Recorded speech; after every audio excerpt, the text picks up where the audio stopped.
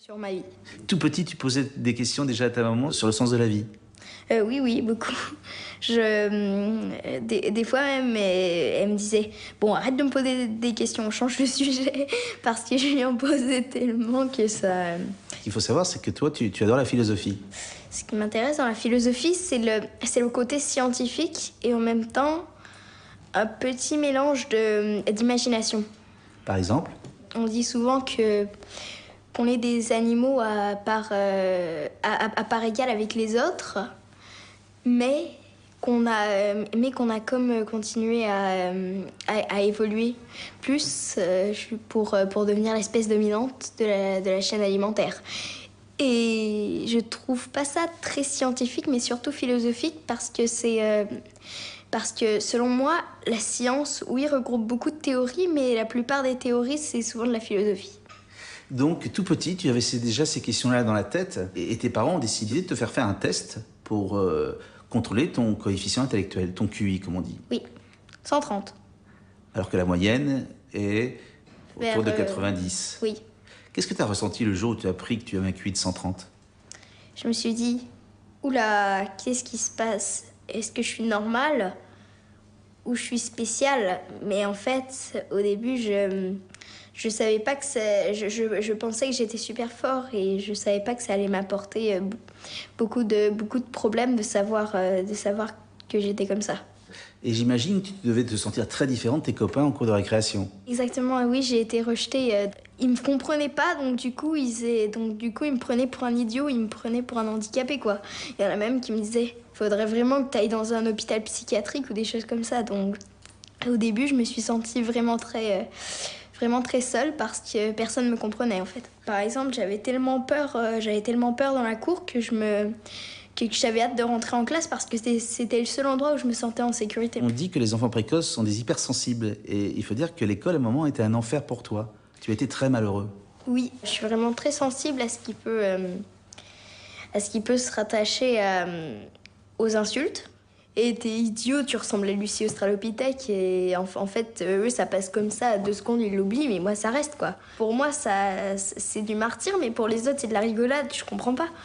Du coup, à la fin, lorsque je revenais de l'école, j'éclatais en sanglots et j'en pouvais plus, en fait.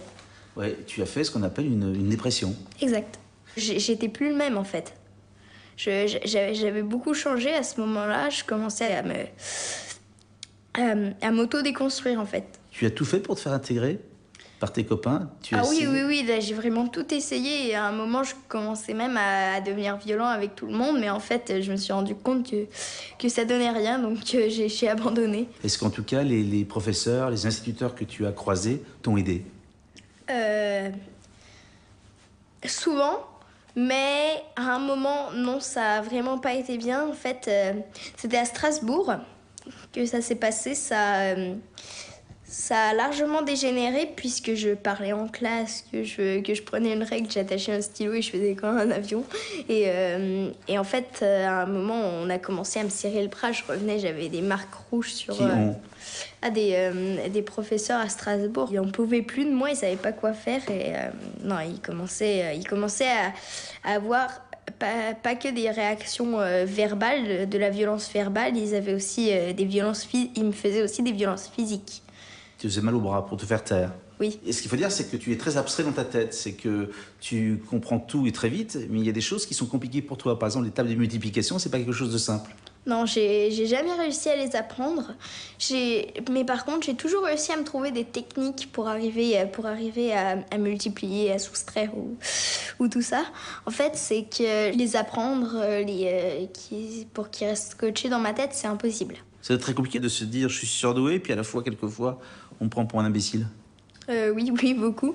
Je me suis posé beaucoup de questions là-dessus avant que je me rende compte qu'en fait, je suis ni plus intelligent ni plus idiot. En fait, je me suis rendu compte que j'étais juste différent. Et ça a pris vraiment longtemps, mais j'ai fini par m'en rendre compte. Ce qu'on ne sait pas, c'est que l'enfant précoce, très souvent, est en échec scolaire. Et oui, et pourtant, tout le monde dit Bah, t'as un QI de 130, normalement tu devrais réussir comme Einstein. Et même d'ailleurs, Einstein a eu beaucoup de problèmes pour réussir. On le traitait même de cancre. Quelle était la solution alors pour te sortir de cet enfer de l'école? Il y avait plusieurs choix, mais selon moi, le meilleur, celui qu'on a fait, c'est c'est de me déscolariser et me mettre à l'école à la maison. Ce que tu fais tous les matins avec ta maman. Exactement. Et alors? Et alors, bah, là, présentement, ça va beaucoup mieux. Je suis en train de bien me reconstruire et ça... Et ce que je tiens vraiment à dire, c'est qu'avec les enfants précoces, même s'ils sont dans la dépression, il faut quand même pas abandonner, ça va toujours marcher. Ce qui est fascinant, c'est